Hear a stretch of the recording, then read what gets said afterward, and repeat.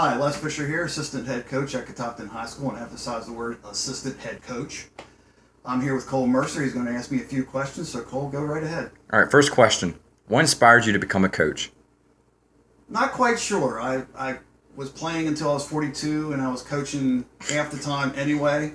And then the more I got involved as a coach, it just became a natural turn of events for me. Coach Franklin was smart enough to take me in, and I've learned a lot from him. And through him, I've just relayed so much knowledge to kids that are coming up through the system now. What is your best memory as a coach? Best memory, I actually have two of them. One was when we won the state tournament and the state championship in 2013. And another one was when we actually lost the game. It was like a 10 to 12 inning affair where Will DeLauder pitched 9 innings, and we lost that game. It was after a lengthy rain delay, but I thought it was one of the best played games I ever saw out of a high school team. All right, third question is, what is your worst memory as a coach? I'd like to say every time I got tossed, but I always got tossed for a reason, and sometimes they were wrong reasons. My worst memory, probably standing at first base 2 years in a row, losing state championships. Every final out was right in front of me, and those are pretty painful. It's hard to swallow when you're so close and then it just ends so quickly. Fourth question is, if your team is having a rough stretch, what do you do to get the team out of it? Oh, we go back. I think going back to the fundamentals, keeping it light, keeping it airy, not putting pressure on them, not letting them know that you're panicking. It can be tough, but you can fight your way out of it. It's definitely something that's hard to control, because once you go into a funk, it's hard to get out of it because everyone starts feeling the same way and start going downhill at the same time. So you need to lighten things up a little bit. Have a hard workout with fundamentals, and hopefully you'll come out of it. What do you think would be your favorite age group to coach? I know you've coached Little League and high school. Which one was your favorite? Little League. Why? They seem to be a little bit more receptive. They don't have bad habits already built in over years and years and years of bad coaching or just bad technique, what have you. But I love coaching every age group. I love coaching groups that are very intelligent and become very coachable and work hard. You can't teach effort. Effort comes from within, and it's a great thing to see when kids actually just bust their rears, no matter what their talent level. When they bust their rears, you feel good about it. At what age did you know or think you would like to become a coach? When I was 40. I had played for so long, and my playing days were winding down, and I was asked to start coaching the team as well as playing for it. And as I started to develop my own theories and my own ideas, it just kind of snowballed, and here I am. What is your thought on playing time?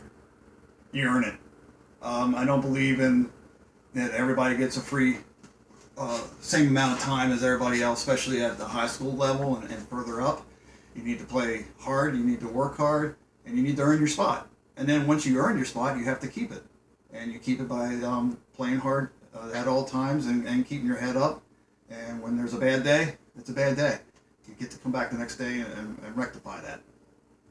All right. What is your thought on club teams, like travel teams? Travel teams, they have a purpose if properly ran.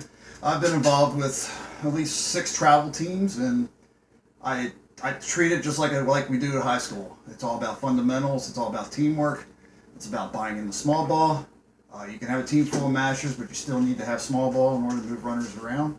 This most current travel ball team we put together, we've been suiciding, we've been hitting running, we've been bunting, and we've been hitting bombs. And it's a real good team, and the chemistry is looking good.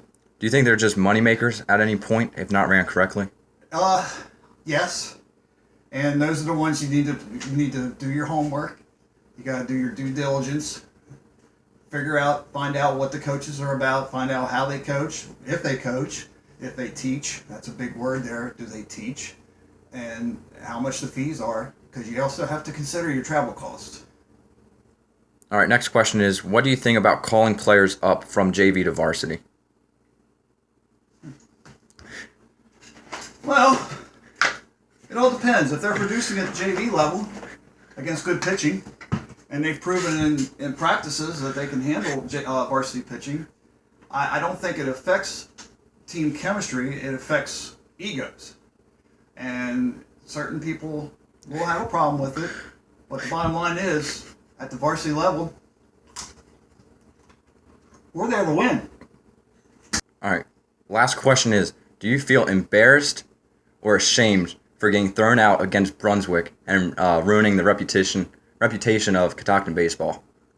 That's funny. I don't remember getting thrown out against Brunswick. Another question is, what do you think about multi-sport athletes? I think it's an asset. I think it gives you your muscles time to rest while you use a new set of muscles. An all-around ball player makes a great baseball player. If you only focus only on baseball, you're going to ruin an arm. You're going to ruin your legs. And anything could happen when you're constantly using the same muscles over and over and over. The ability to play multi-sports just gives you more leverage when it comes time to colleges, because colleges look for multi-sport athletes. All right. Thank you for doing the interview, and I hope this was kind of fun for you. It was more than fun. See ya, Coach Franklin.